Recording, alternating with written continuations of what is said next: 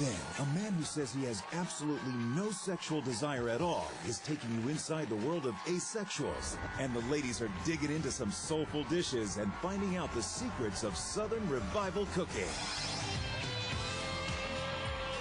All that and the hot topics you want to hear, coming up on The View.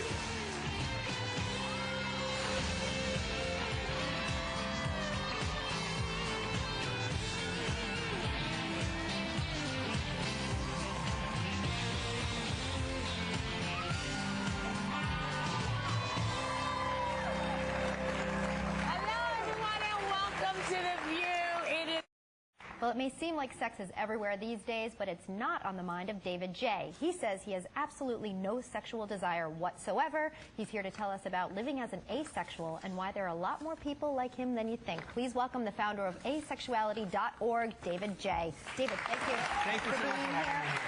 Now, we're going to be... I just want to let parents know at home, we're going to be talking about some mature material here. So if there are kids in the room, you may want to just have them go somewhere else for a little bit. We're going to give them a second to do that. From the mother, she makes sure. Exactly.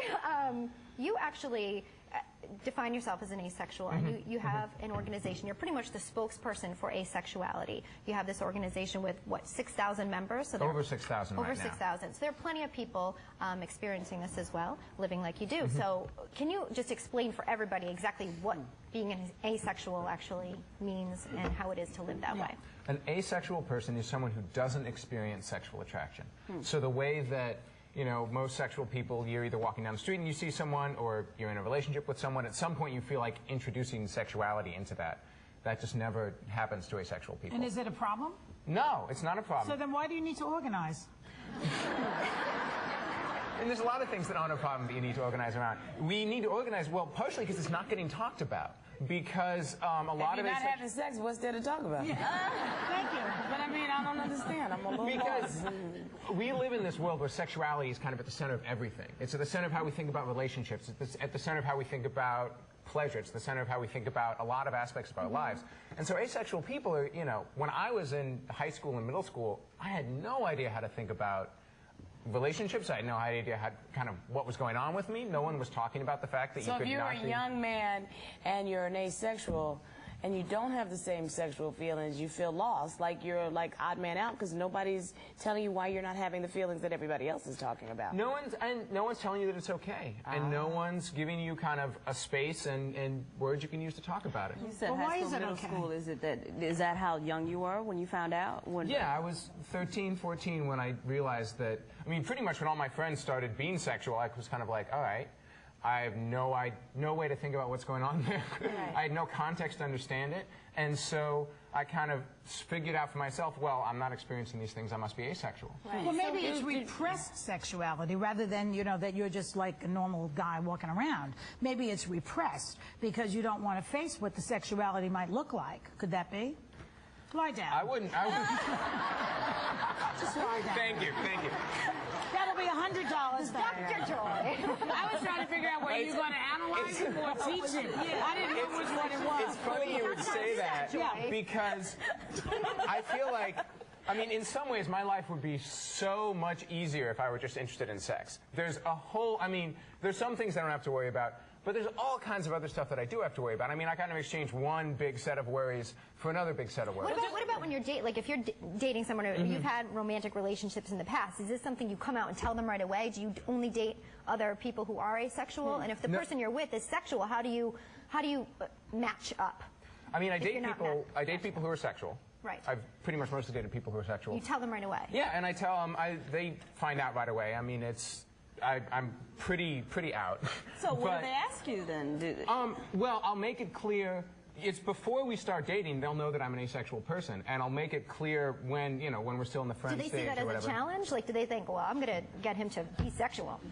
A couple people have, but it hasn't worked out. So do you not have sex? I mean, do asexuals not have sex at all? No sexual contact? There's a couple of asexual people who kind of as a compromise because they're in relationships with sexual people will. I mean, it's not like a code. It's not like we kick you out or something. Well, let me ask you something. Do you ever have sex with yourself? It's a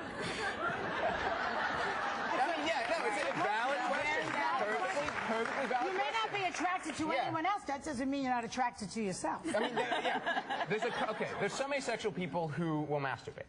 But, I mean, I know that's like very, very kind of difficult. Well, I'm so glad that got the seems kids out counter, of the room for this, by the way. counterintuitive. But, yeah, thank you for sending them out. But think about it. You can like having sex with a man and not like having sex with a woman. You can like having sex with yourself and not like having sex with a partner. Yeah. Okay. But wait, now you're describing something that's right. You didn't answer the question. Do you like to have sex with yourself? Oh, me personally? Yeah. I've tried it. I mean, it was all right. It's not all that. Yeah. It's not all that. The way you out of body experience right now. I know, because I'm honestly don't. Because if you were having sex with yourself, excuse me, one more question. That would mean that you had sexual feelings. See, I'm trying to get to the bottom of this. Well, the thing is, okay, the important thing is, at least as far as thinking about my life, if you're going to have a sexual relationship with someone, that's a lot of energy you have to spend into thinking about that, like thinking about that relationship. So what, are you just lazy or what? Well, I mean, I still form relationships. Asexual people have the same emotional needs as everyone else. So I still have to think about forming relationships. I just don't have to think about forming relationships sexually. I have to think about how am I going to center a relationship around something else? How am I going to form intimacy in a way that isn't based around sexuality? Help me with this, because what you seem to be describing is more of a choice than an orientation. Initially, I thought you were describing an orientation. No, I am describing an orientation. But you say some people choose to have sex this way, some people choose not to have sex that way, some people compromise. So is it an orientation or is it a choice to be asexual? How you feel internally is an orientation. Okay. What you do, so an asexual person who does not feel the desire to have sex can choose to have sex if they're in a situation, but that doesn't mean that they have the desire. Gotcha. So but how does that work? I'm sorry. I could see for a woman, you know, she can just lie there, but you have to do something. Well, there are gay guys who have sex with women before they realize they're gay. It's the same. Gay men who have sex with women, yes, but they're fantasizing about a man. You're right. And then you said that, you know, married couples and, you know, that they can make the choice to have sex. Or just basically, you know, I mean, so how do they make their marriage work? You're just trying to take the concentration off of the sex end. You're like, where is the relationship? Where's the rest of our intimacy? I mean, the point is love and sex are different things. Correct. And for a lot of people, they're very lined up. And when they think about their relationship, sex is kind of really at the center of where it is. But if you set up a relationship and from the get-go, I mean, everyone has really close friendships, right? Yes. Which are different, but you can form a really close relationship where sex isn't at the center of it. And so it's abstract, but it's thinking about how do you form a relationship that's closer, that's more committed, that, you know, can be the basis of a family. But how about just cuddling with a girl and kissing and just having a little of that stuff? What about that? I personally like that, yeah. Oh, you do like that? Oh, yeah. So what if the girl gets aroused? What are you going to do? I mean, she's going to know from the get-go. She might change her mind once you embrace her. Well, then he's in a bit of a pickle, isn't he? Well, I am, but also, like... Let's leave his pickle out of this. Well... I mean, okay, I've been lucky. Okay, no, don't worry. There's no I've been fortunate enough that the people I've been in relationships with have been respectful. And also, we talk about it. We communicate. Like, if you openly communicate about what's going on, then it gives you a space to work it out. And that's what's important. Thank you for being as candid as you have been today. Problem. And there are a lot of people who feel the same way you feel. Our thanks to David J. If you want to learn more about asexuality, David will be seen in an upcoming segment on 2020. We'll be right back. 2020. Thanks again.